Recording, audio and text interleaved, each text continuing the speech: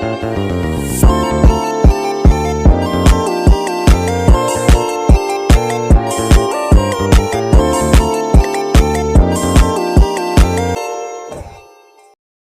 بالله من الشيطان الرجيم. بسم الله الرحمن الرحيم. السلام عليكم ورحمة الله وبركاته. الحمد لله رب العالمين. نستعين ونستغفره ونعوذ بالله من شرور أنفسنا ومن سيئات أعمالنا. من يهد الله فلا مضل له ومن يضلل فلا هادي له. أشهد أن لا إله إلا الله وأشهد أن محمدا رسول الله الذي لا نبي بعده.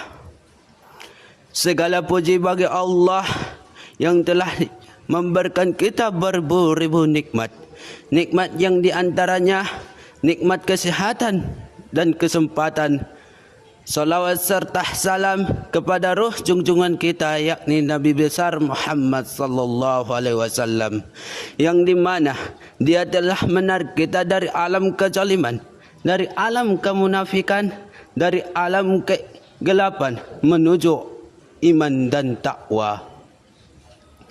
Perkenalkan, nama saya Abdul Fatah dari Fakultas Dakwah dan Komunikasi, Prodi Komunikasi Penyiaran Islam.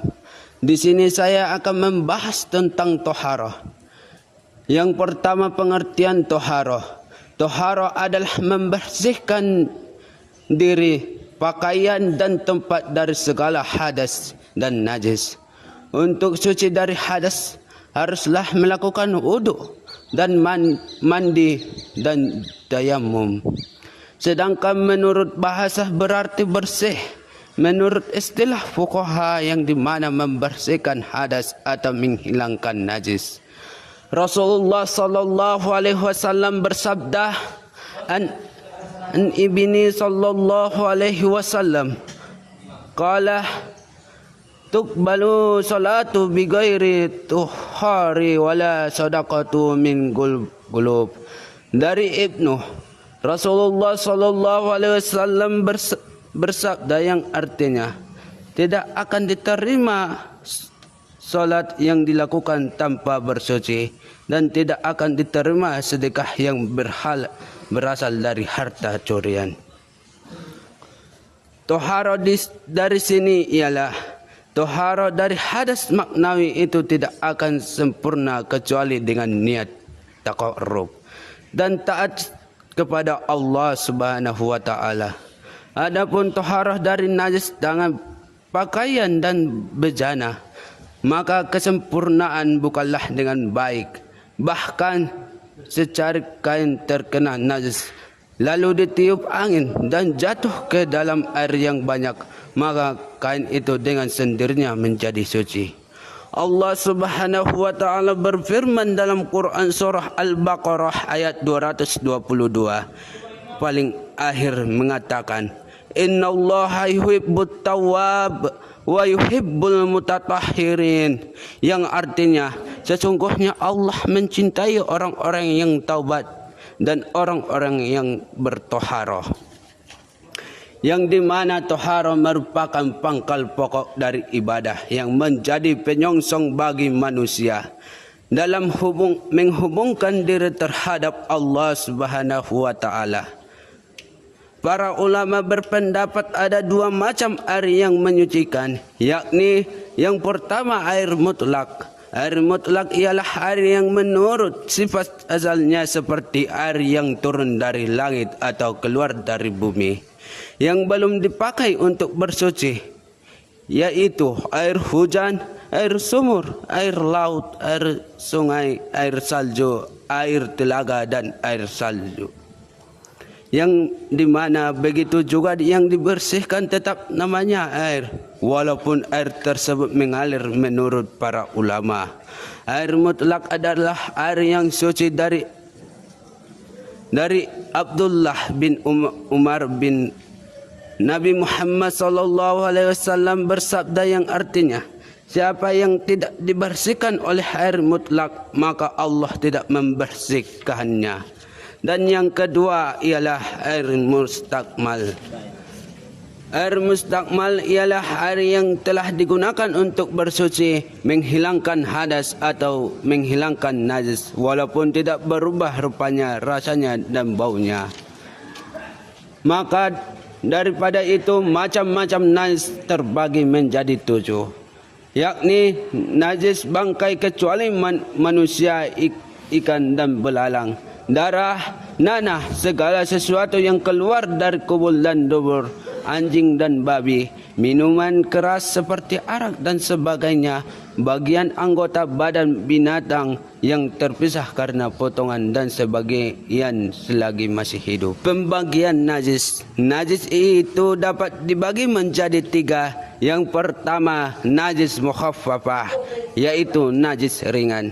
Najis ringan ialah air kencing bayi yang laki-laki yang belum berumur 2 tahun dan belum pernah makan sesuatu kecuali air susu ibunya.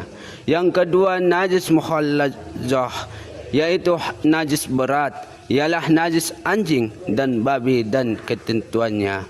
Yang ketiga, najis mutawassithah, najis ringan, ialah najis yang selain dari 2 jenis tersebut, seperti segala sesuatu yang keluar dari kubul dan dubur manusia dan binatang, kecuali air mani, barang cari yang memabukkan, susu hewan yang tidak halal dimakan, bangkai juga tulang dan belulang kecuali bangkai-bangkai manusia.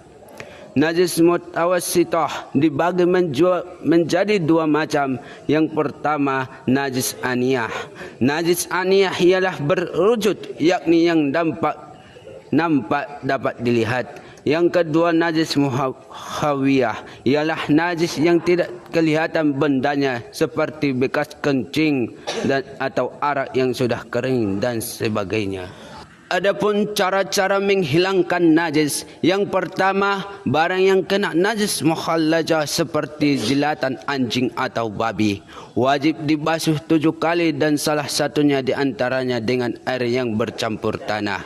Yang kedua, barang yang terkena najis mukhaffafah cukup diperciki air pada tempat najis itu. Yang ketiga, barang yang terkena najis mukhafati dapat suci dengan cara dibasuh sekali, asal sifat-sifat najisnya, warna, bau dan rasanya itu hilang. Adapun dengan cara 3 kali cucian atau siraman lebih baik. Jika najis hukmiyah, cara menghilangkan cukup dengan mengalirkan air saja pada najis tadi. Adapun yang ketiga dan terakhir ialah najis yang dimaafkan. Najis yang dimaafkan artinya tak usah dibasuh dan tak usah dicuci. Misalnya najis bangkai hewan yang tidak mengalir darahnya, darah atau nanah yang sedikit, debu dan air lorong-lorong yang mercik sedikit yang sukar menghindarinya.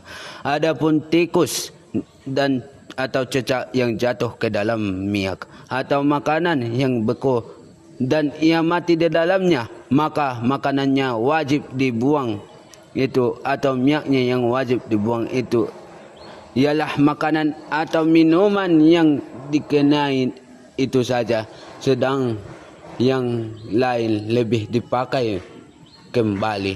Bila minyak atau makanan yang dihadapi itu cair, maka semua makanan atau minyak itu hukumnya najis. Karena yang demikian itu tidak dapat dibedakan mana yang kena najis dan mana yang tidak kena najis. Adapun kesimpulan kajian toharo ini ialah toharo merupakan salah satu syarat sah ibadah dalam Islam. Ibadah tidak akan sah jika badan, pakaian dan tempat terdapat najis. Toharo dapat membentuk kesucian hati dan pikiran yang pada akhir akan menunjukkan kesempurnaan iman dan Islam. Toharo dapat menjaga keadaan tubuh tetap bersih dan suci. Dan yang terakhir ialah orang tua sebaiknya mengajarkan anak-anak secara bersuci sejak usia dini, karena anak akan meniru apa yang orang tua lakukan. Cukup sekianlah kajian kita pada saat ini. Wabillahi taufik wal hidayah. Wassalamualaikum warahmatullahi wabarakatuh.